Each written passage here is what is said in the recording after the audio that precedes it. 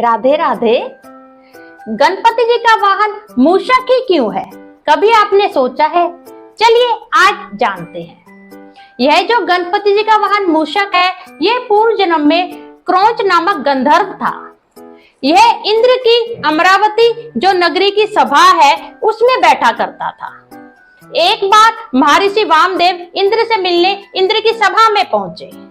तब यह क्रौंच नामक गंधर्व गणपति जी के विषय में कुछ टिप्पणी करने लगा। यह सब देख के जो ऋषि थे वह बहुत आहत हुए और उन्होंने इसे श्राप देते हुए बोला, तू मेरे इष्ट देव गणेश जी को अपमान फुदक फुदक कर रहा है, तो जा तू फुदकने वाला मूषक बन जा और पृथ्वी पर विचरण कर। मेरे आराध्य श्री गणेश ही तेरा कल्याण करेंगे। और वह क्रौंच नामक गंधर्व तत्काल उसी क्षण मूषक के वेश में। राधे राधे। क्रौंच नामक गंधर्व महर्षि वामदेव के श्राप से अब मूषक बन चुका था। वह पृथ्वी पर विचरने लगा, परंतु उसे अपने पिछले जन्म की पूरी स्मृति थी और वह ईर्ष्या करता था कि ऋषि ने मुझे श्राप दिया है। इसलिए वह क्या करने लगा, वह ऋषियों के आश्रम में जाता था, उनकी जो पूजा पाठ की जो पुस्तकें थी उन्हें कुतर देता था और उनका जो भोजन था उन्हें खराब कर देता था, उनके फल को काट देता था और जो वह स्नान करने को जाते थे वह मार्ग जो था उसमें वह गड्ढे कर देता था, जिससे ऋषि और मुनि गिर जाते थे। यह सब देख के ऋषि समाज बहुत दुखी हो गया, परंतु वह किसी के हाथ में नहीं आता था क्योंकि वह साधारण मूषक नहीं था।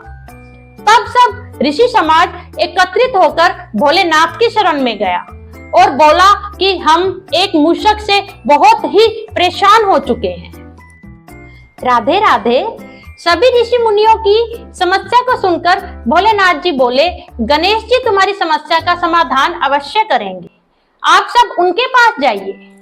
तब गणेश जी ने उस मूषक को अपने पास में बांध लिया।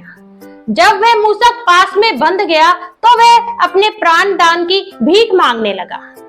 तब गणपति जी बोले, क्या तुम मेरा वाहन बनना स्वीकार करोगे? तब वह बोला कि मैं एक गंधर्व हूँ और मेरी जो गति है वह अति तीव्र है। यह मेरे लिए सौभाग्य की बात होगी कि मैं आपका वाहन बनूंगा। मुझे नृत्य भी करना आता है और मधुर गायन भी करना आता है।